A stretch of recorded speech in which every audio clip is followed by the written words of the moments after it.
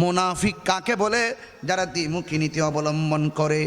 আল্লাহর রহমতে সুন্নিরা কোনোদিন মুনাফিকি করে না। মুনাফিকি করে লেবাসদারি কিছু বেঈমান সমাজে আছে না? না, সকালে কয় এক কথা, বিকালে কয় আর এক কথা, মুখে কয় এক কথা, বান্ডেল পাইলে ঘুরা যায়। এমন লোক সমাজের ভিতরে আছে না নাই? এবার আমার নবী আপনার নবী বলেন, আয়াতুল মুনাফিকে সালাসা, মুনাফিকের আলামত হলো তিনটা। এক নম্বর, কথা বললে মিথ্যা বলবে। দুই নম্বর, ইজা ওয়াদা আখলাফা, যখন সে ওয়াদা করবে খেলাফ করবে। তিন নম্বর হলো ইজা তুমিনা খানা, যখন তার কাছে আমানত রাখা হবে আমানতের খেয়ানত করবে। বন্ধুগণ, এই তিনটা আলামত পেয়েছি। আরেকটা হাদিসের মধ্যে পেলাম মুনাফিকের আলামত হলো চারটা। এক নম্বর হলো কথা বললে মিথ্যা বলবে। দুই নম্বর হলো ওয়াদা করলে খেলাফ করবে। তিন নম্বর হলো সে আমানত রাখলে তার কাছে খেয়ানত করবে।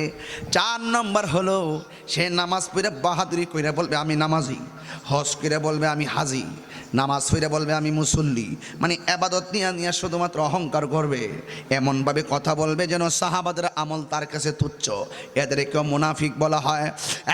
বন্ধুগণ, অনুরোধ করে বলি, ওই মুনাফিক চেনা বড় কঠিন।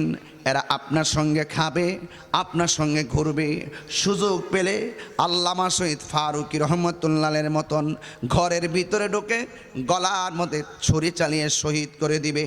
এমন মুনাফিক আমাদের সমাজে আছে না নাই? আমার ভাইয়েরা, মুনাফিকরা কাফের চাইতে আরো জঘন্য। আল্লাহ রাব্বুল আলামিন কোরআনে বলছেন, ওয়াকুদুহান নাসু ওয়াল হিজারা উইদ্দাত লিল কাফিরিন। আল্লাহ বলে জাহান্নামের আগুন ধরাবো মানুষ দিয়া আর পাথর দিয়া।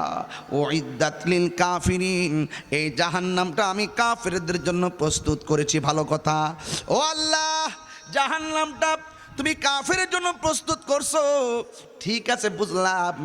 আমার নবী আপনার নবী একদিন সাহাবায়ে কেরামদেরকে নিয়ে বসে নবী ওয়াজ করতেছেন। সুবহানাল্লাহ রে। আমার নবী ওয়াজ করতেছেন, ওই ওয়াজের ভিতরে হঠাৎ করে একটা আওয়াজ হলো। সাহাবায়ে কেরাম ডাক দিয়ে কয়, ইয়া রাসূলুল্লাহ, নবী গো, হো মায়ার নবী, এত বড় একটা আওয়াজ কোথায় থেকে হঠাৎ শুনলাম? আপনারা জবান খুলে বলুন, আমার নবী আয়াতের ব্যাখ্যা বলার ক্ষমতা আছে না নাই?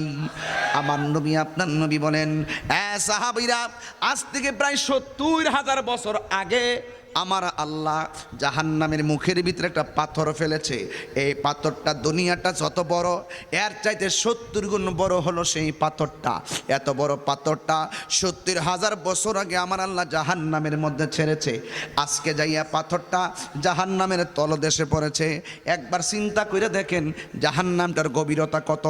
আল্লাহ কয়, আমি আল্লাহ জাহান্নামটা বানাইছি কাফেরদের জন্য, অথচ আমার আল্লাহ মুনাফিকদের ব্যাপারে বলছেন, ইন্নাল মুনাফিকিনা ফিন দারকিল আসফালি মিনান নার।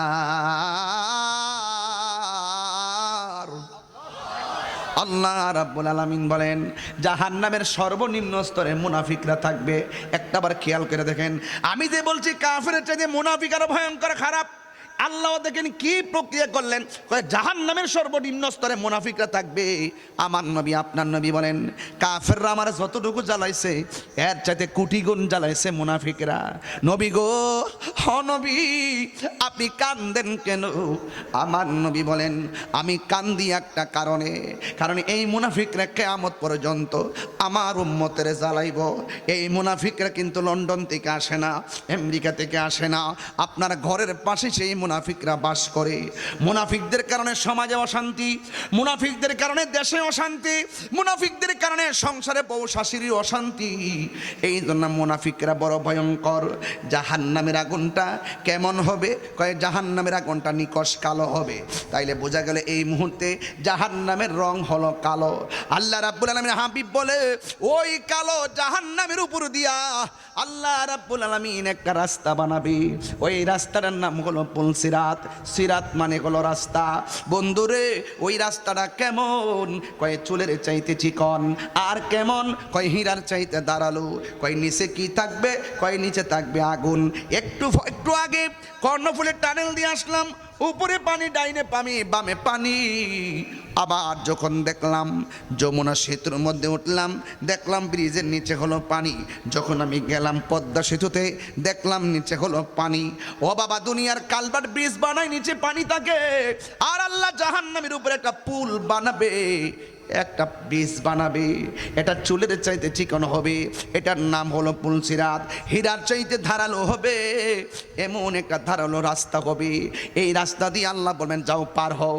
হিন্দুরা সে ঘাটে যাবে, ইহুদিরা সে ঘাটে যাবে, খ্রিস্টানরা সে ঘাটে যাবে, মুসলমানরা সে ঘাটে যাবে। একটা মানুষ বাদ যাবে না, সবাইকে পুলসিরাতের মধ্যে উঠানো হবে।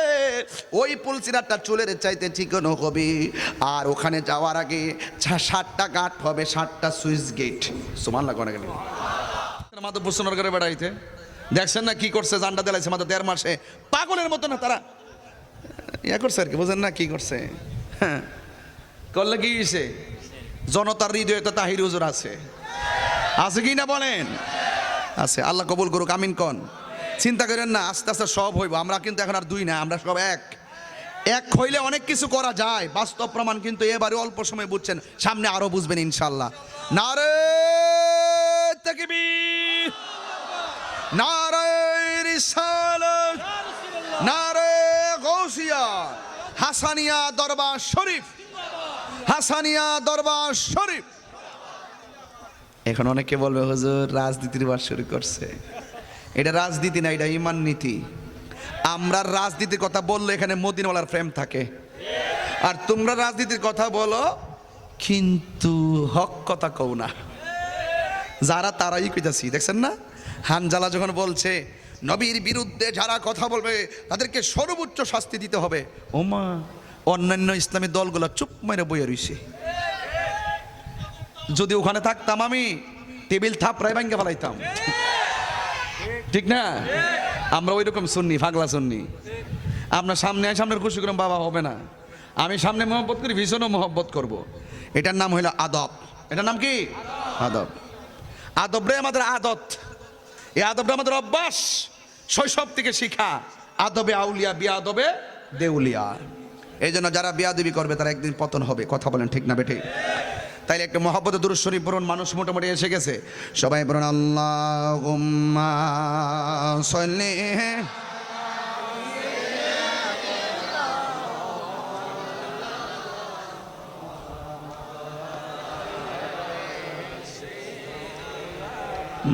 মাওলানা মুহাম্মদ, মহব্বতে পড়ি আল্লাহুম্মা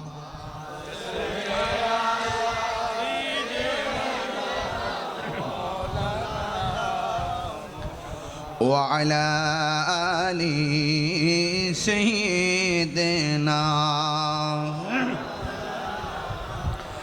একটা জবানও বন্ধ রাখবেন না, মহব্বতে মায়ার সুরে বলুন সুবহানাল্লাহ। আমার যুবক ভাইয়েরা, আল্লাহ রাব্বুল আলামিন কোরআনুল কারীমের মধ্যে সুন্দর করে বলে দিয়েছেন, ইয়া আইয়ুহাল্লাযীনা আমানু দুখুলু ফিস-সিলমি কাফা। হে ঈমানদারগণ, তোমরা ইসলামের মধ্যে পরিপূর্ণভাবে প্রবেশ করো। আপনারা বলুন, ইসলাম কি মারামারি ধর্ম না শান্তির ধর্ম? আল্লাহর কাছে একমাত্র মনোনীত ধর্মের নাম ইন্নাদ-দীনা ইনদাল্লাহিল ইসলাম। নিশ্চয়ই আল্লাহ রাব্বুল আলামিনের কাছে মনোনীত ধর্মের নাম হলো ইসলাম। যারা ইসলাম ধর্ম গ্রহণ করে তাদেরকে মুসলমান বলা হয়। আল্লাহ রাব্বুল আলামিন কোরআনুল কারীমের মধ্যে বলেছেন, ওয়ালা তামুতুন্না ইল্লা ওয়া আনতুম মুসলিমুন। আল্লাহ বলে তোমরা মুসলমান না হইয়া মরিও না। এখন প্রশ্ন হলো মুসলমান কারা? ক্বালান নাবিয়্যু সাল্লাল্লাহু আলাইহি ওয়াসাল্লাম মান সালিমাল মুসলিমুনা মিন লিসানিহি ওয়া ইয়াদিহি, যার হাত দিয়া কেউ কষ্ট পায় না, যার জবানের কথার দ্বারা কেউ কষ্ট পায় না, তারাই হলো মুসলমান। এই জন্য ভাইয়েরা আমার, মুসলমানদের ভিতরে আন্নিফাক বিল এতাকাদ ঢুকে গেলে তাকে মুসলমান বলা যায় না। মুসলমানদের ভিতরে আন্নিফাক বিল এতাকাদ মানে হলো যাদের আকায়েদগত নেফাকি আছে, আমলগত নেফাকি আছে, এদেরকে মুনাফিক বলা হয়। মুনাফিক কাকে বলে? যারা দ্বিমুখী নীতি অবলম্বন করে। আল্লাহর রহমতে সুন্নিরা কোনোদিন মুনাফিকি করে না। মুনাফিকি করে লেবাসদারি কিছু বেঈমান সমাজে আসে না। না, সকালে এক কথা, বিকালে কয় আর এক কথা, মুখে কয় এক কথা, বান্ডেল পাইলে ঘুরা যায়, এমন লোক সমাজের ভিতরে আসে না নাই? এবার আমার নবী আপনার নবী বলেন, আয়াতুল মুনাফিকে সালাসা, মুনাফিকের আলামত হলো তিনটা। এক নম্বর, কথা বললে মিথ্যা বলবে। দুই নম্বর, ইজা ওয়াদা আখলাফা, যখন সে ওয়াদা করবে খেলাফ করবে। তিন নম্বর হলো ইজা তুমিনা খানা, যখন তার কাছে আমানত রাখা হবে আমানতের খেয়ানত করবে।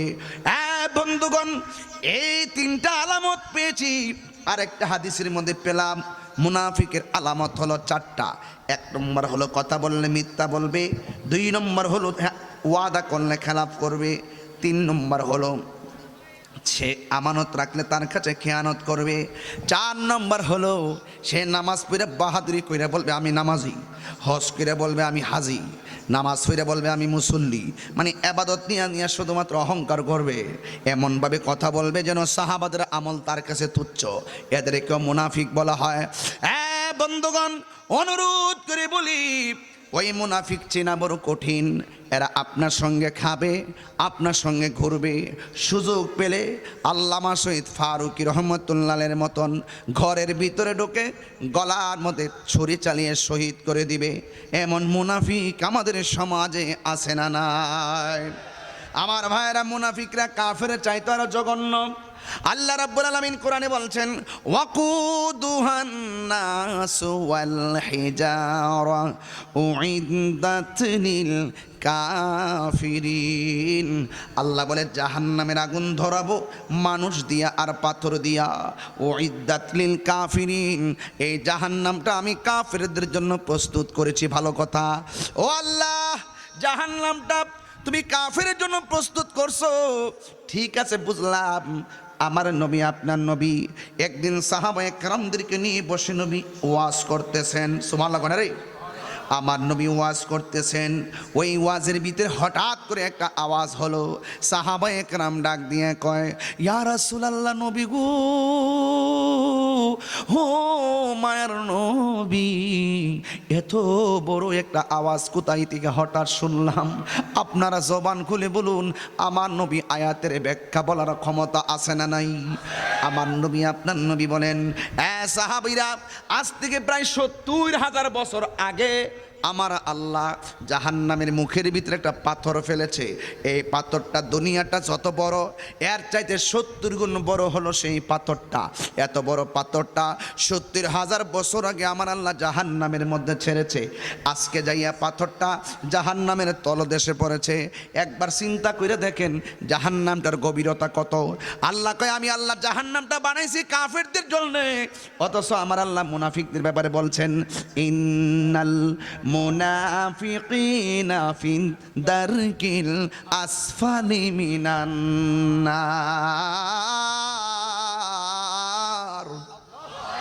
আল্লাহ রাব্বুল আলামিন বলেন, জাহান্নামের সর্বনিম্ন স্তরে মুনাফিকরা থাকবে। একটাবার খেয়াল করে দেখেন, আমি যে বলছি কাফেরের চাইতে মুনাফিক আরো ভয়ঙ্কর খারাপ।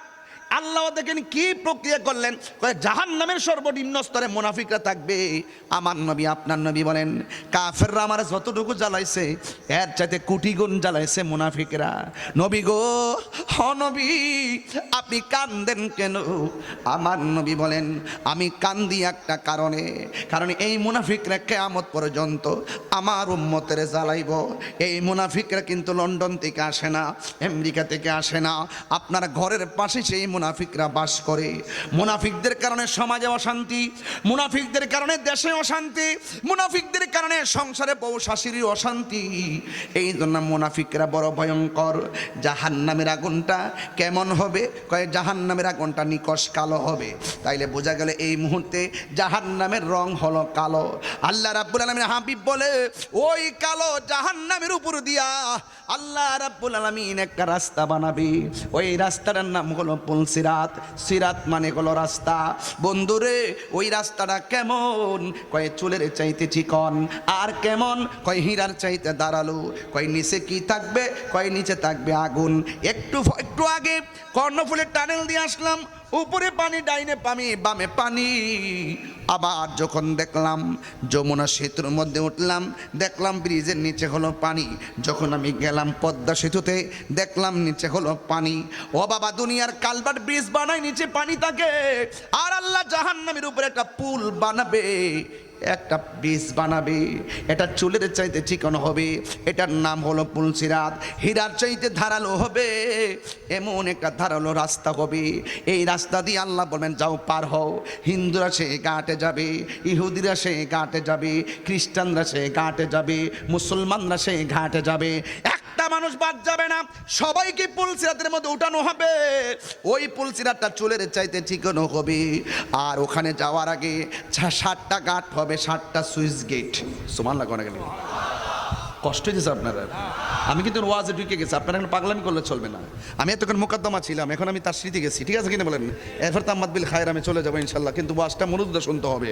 আওয়াজ করে বলেন ইজ্জতের মালিক কে?